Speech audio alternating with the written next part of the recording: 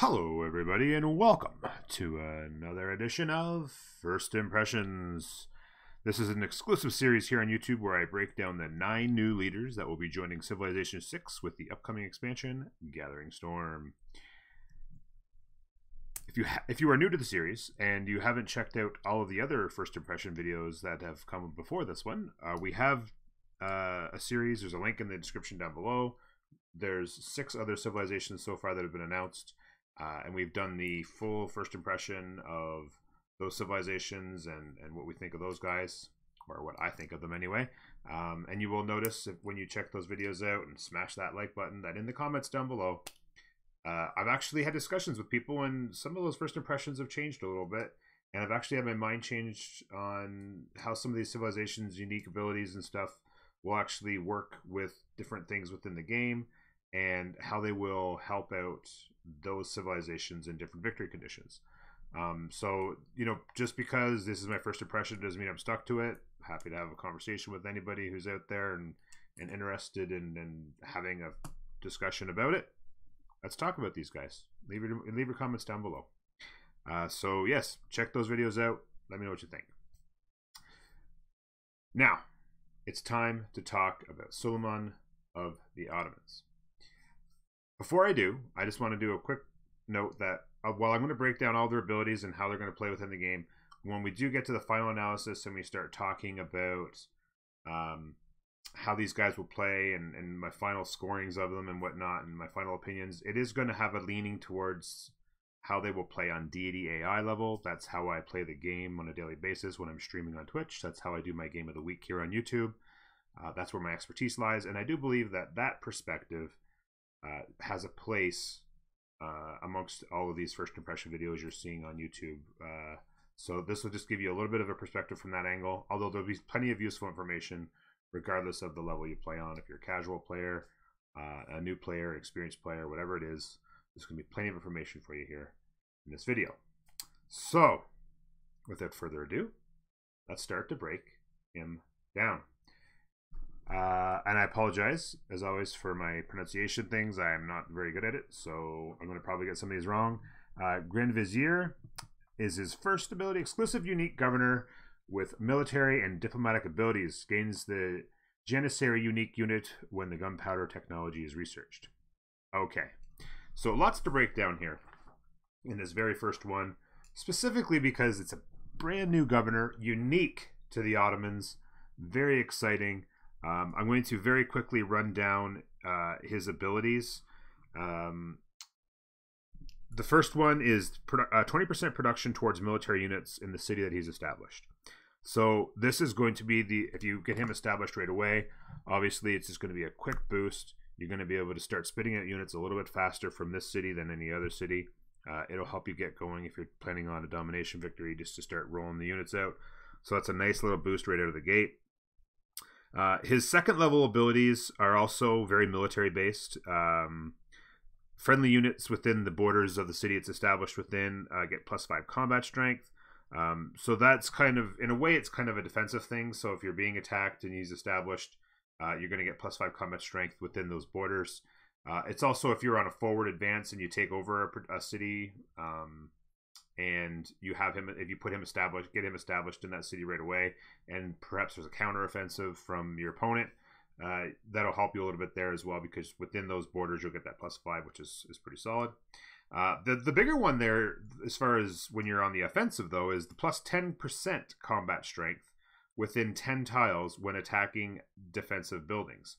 So within 10 tiles of the city center of the city that is established in. So that means essentially you're going to be able to attack your neighbors and get that bonus just by having him in the most forward city. So you take out a city, you get him established, and any tile within 10 city, or any unit within 10 tiles of the city center of that city will have that 10% bonus. That's quite significant. That is nothing at all, and it will really help you continue to steamroll your opponents as you move forward in a domination victory. The other abilities start to work more towards the diplomatic side, if you will. These are the level 3 and the final 4th level abilities. Being established in a foreign land, in an allied foreign land, gives you increased alliance level. That's significant. So if you have an alliance with somebody, and you get and you're established in that foreign city, then your level of alliance with that person increases. So increases by a level. So that means that that's an extra, in addition to getting all the other benefits, that's an extra favor, an extra point of favor every turn, because you get 1 point of favor per alliance level. So just a little bit of a bonus there.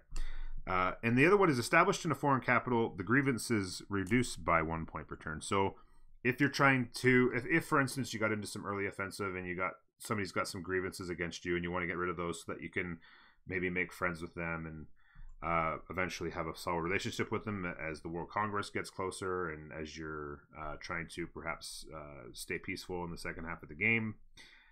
Being able to establish in a foreign capital decreases the grievances. So that's just a way of getting rid of those grievances against you a little bit faster. A little bit of a nice bonus there. Again, this is an exclusive governor to use, so you have the ability to use this guy in any way you want. So that's one way you can do it. And finally, when established in a foreign capital, none of the owner's cities exert loyalty. So this is actually kind of a neat little thing where if you can get him to this promotion level, you can actually, how would I say this? You could forward settle a lot more easily. So if you have a neighbor who's real close to you, and there's some land that you want to grab, but you know you're not going to be able to hold it. Like you say, you want to kind of settle around behind them or off to the side of them and extend your borders around them, but you know you won't be able to hold it. You can establish him in the capital of their civilization and forward settle them as much as you like and around that edge and take that land before they do and not have to worry about the loyalty problems you might be having. So that's a neat little way to get around some of those loyalty problems that I know a lot of you really don't enjoy at all. So there you go. So that's breaking Ibrahim down. Pretty solid. Some interesting stuff. He's not overpowering or anything like that. They kind of, his abilities kind of level off with a lot of the other governors, but it's just unique. So that gives the advantage to the Ottomans. The other part of that one actually is the Janissary military unit, which is very interesting. It's the only unit that I can think of other than a settler that consumes population. It is essentially a replacement for the Musketmen, where you actually are stronger and cheaper to build, and that comes with a free promotion. So that's a lot of benefits right out of the gate. It would allow you to get to the faster movement, which would allow you to use these units in really starting to steamroll your opponents militarily. My guess is that they're probably not pre-buildable, even though the Musketman is in the tree with the warrior and the swordsman, and you can normally rank up through those. I get the feeling like because this unit is so unique and it consumes population and comes with a free promotion and all that, that it's probably going to be something that you cannot pre-build. So you're going to have to kind of build it from scratch. So that's one maybe drawback of that unit. And technically, actually, it's not really even a unique unit in that it actually is part of the first ability. It's not actually called quote-unquote unique ability. It just unlocks the ability to build this unique unit, if that makes sense. Anyway. Pretty solid, not pretty solid. Looks like it could be a really solid unit for helping kind of that mid-game push in a domination race. Next, the unique building. Or sorry, not the unique. That's not. Great Turkish Bombard is next. My apologies. 50% production towards siege units. Nice little boost. And all siege units gain +5 combat strength against district defenses. So your bombards and stuff like that will get increased strength. Again, another way to take out cities. You can start to get an idea where these guys are going with their abilities. What else? We got the conquered cities do not lose population. That's extremely important because it will allow these cities to be productive as you move forward with your gameplay. And cities founded by the Ottomans gain +1 amenity and +4 loyalty per turn. That's going to make it a lot easier to hold on to cities as you're moving through. That's one of the complaints I hear a lot about military games, is that you take over cities and then you're going to lose them right away because of loyalty. Establish a governor, get some loyalty in there, make sure you've got a monument going. There's lots of ways that you can keep that loyalty up and keep the cities as you're moving forward. The increase in amenities is also going to increase your ability to hold the city. That's really a lot of things to break down there, but there's a lot of neat little abilities in that Great Turkish Bombard that are going to help you in your steamrolling efforts in a military game. So lots to look forward to there. The Janissary unit we talked about already, which unlocks was from the Grand Vizier. Interesting little unique unit, like I said. I think it's going to be quite strong. It's stronger than a Musketman. I actually enjoy, if I'm playing in a military game, having the Musketmans are really quite solid. If you can get to them a little bit sooner than everybody else, not everybody has Niter. They can have a really strong ability to take down cities in that mid-game Renaissance kind of push. The Barbarry Corsair, Ottoman's unique medieval era unit, replaces the privateer, but can be actually built earlier than the privateer can be built in the tech tree.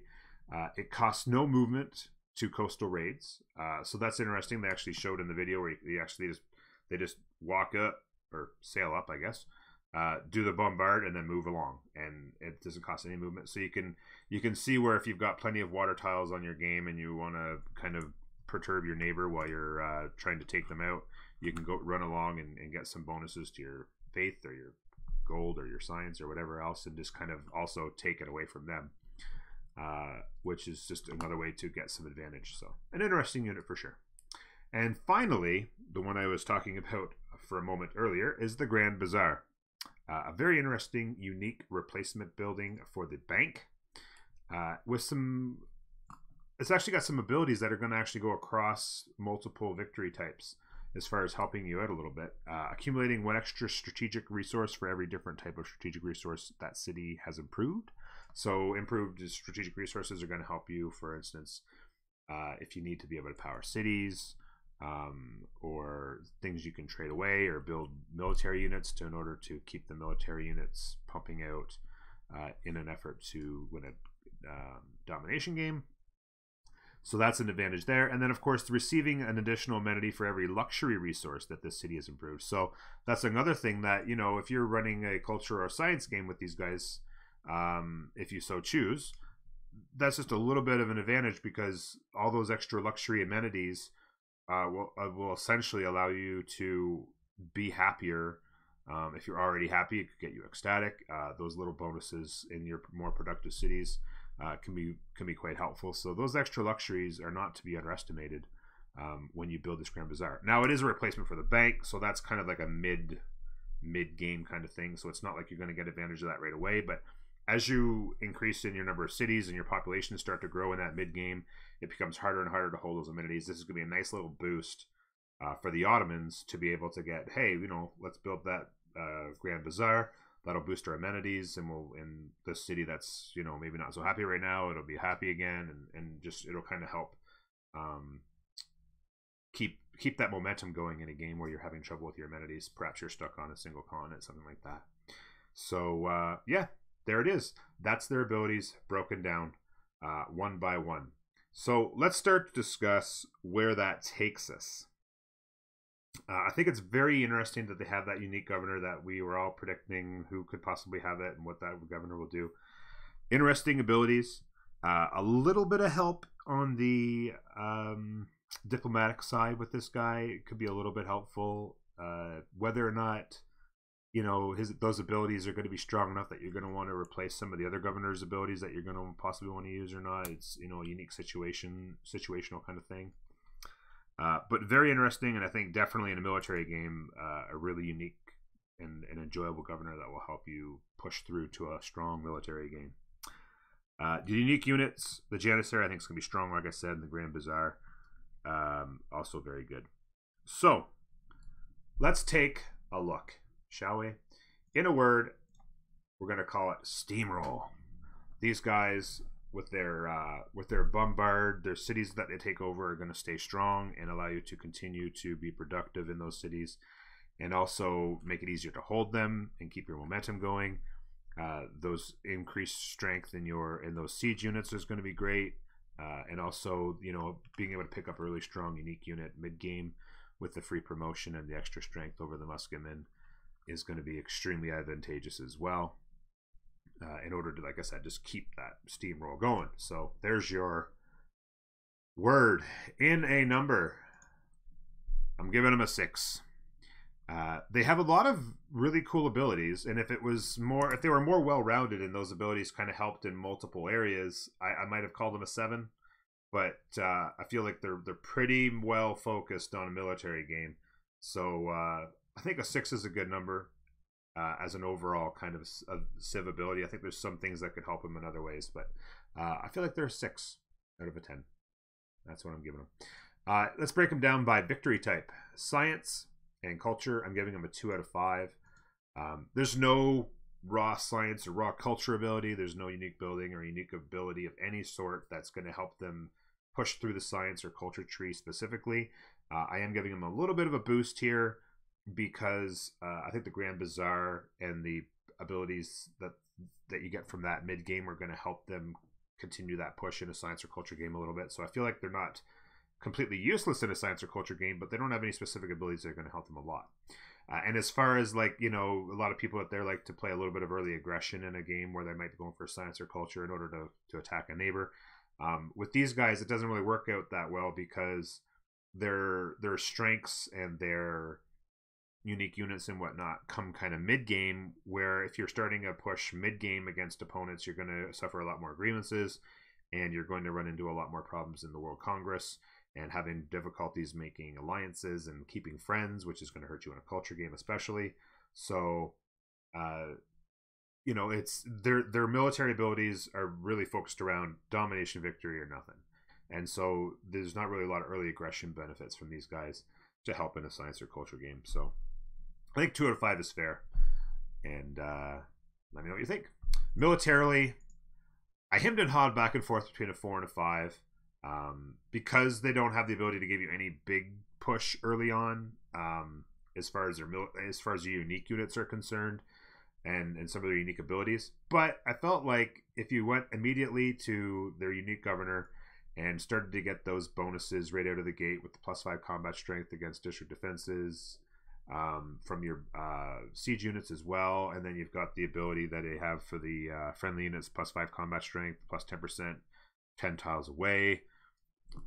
You know, I felt like that's enough of a little bit of a boost early on that it will give them some early ability until those unique units come online and some of the other stuff comes into play. So I felt like there was enough early on with the unique governor to give them a 5 out of 5 on military. I really feel like they're going to steamroll people really, really well. Let me know what you think. Maybe they're not a 5. Maybe they're a 4 on that. But I think they're going to be super strong. They're kind of just... I feel like maybe they'll just slot right in behind maybe Alexander and Genghis Khan as far as their, you know, strength and uniqueness towards just military. So let me know what you think. And finally, religion. They've got nothing here, obviously, that's going to help them get a religion or maintain a religion or spread their religion with faith. No faith increased abilities. No surprise there. It's a 1 out of 5 for sure. So that's it. That's Civilization Leader number 7 out of 9. We've got 2 more to go. I'm really excited about the series. Please leave a like if you did enjoy, and leave some comments if you want to talk about this leader or any of the other leaders. Don't forget to check out those other first impression videos as well. Let me know what you think. And that's it. Until next time, take care of yourselves, and bye-bye.